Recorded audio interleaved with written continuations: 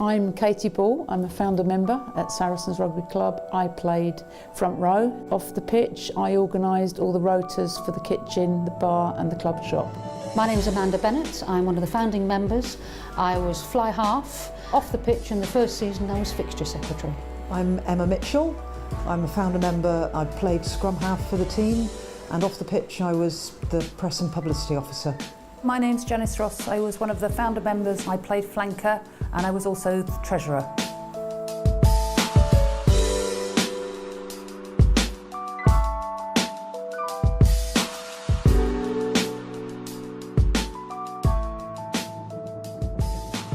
Back in 1989 there were only a few clubs established across the country. A lot of women's rugby was based in universities.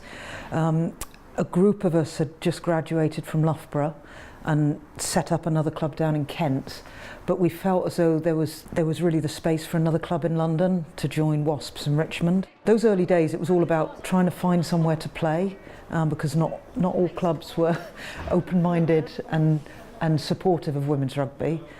So we had to come up with a proposal that appealed to the club. Saracens was the obvious choice.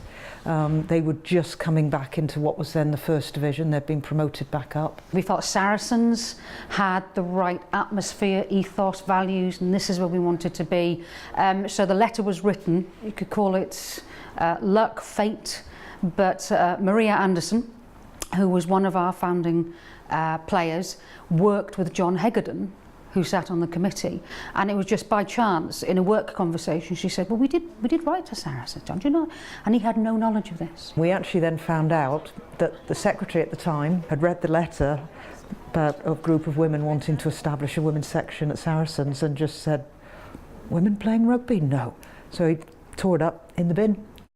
Thankfully we had someone on the committee that could then raise that, and at the next committee meeting Sam Robson, one of the founder members, went and presented to them. He was a fan, he was an advocate, and actually John was fantastic for us as a group of players and the introduction of the women's team into the club. He was, you know, he was very important to us, but the key was he understood the value we would bring. And so eventually, yes, the committee did discuss it, and yes, the committee did vote to bring women to the club. And I like to think, and we have been told that they've never looked back. Their response was, we love the idea, we would like you to set up a women's section on 3 conditions.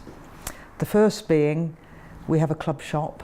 We'd like you to take on running that. We'd also like you, when we have men's games and it gets very busy, we put burger bars out, help with behind the bar, help running the burger van.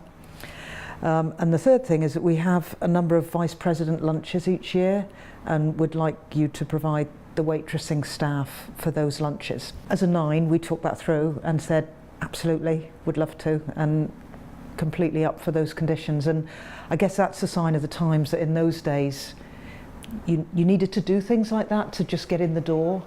We were used to walking in and creating something from nothing, and we weren't afraid of hard work in order to do that. It wasn't just about the playing, it was about creating something very important, very dynamic, and that meant rolling your sleeves up. My overriding memory will be a lot of laughter, because it was funny. We kind of did all these things that we had to do with tongue in cheek. We used to rib Emma Mitchell, who played for England at the scrum half, numerous caps, outstanding athlete, but had to work in the burger bar, and we still say to her, do you smell of beef burgers?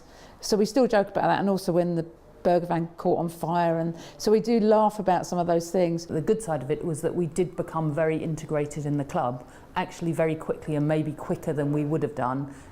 We probably would have gone to watch the men's games anyway on a Saturday, and we all had jobs stewarding, and so I think that was just part of it. But what we really wanted to do was play, and actually that was what was really exciting for me, was that, you know, the players who wanted to start it up were really exciting players to play with. We all loved the sport of rugby, and we just wanted to keep playing, and we wanted to keep playing at a good club.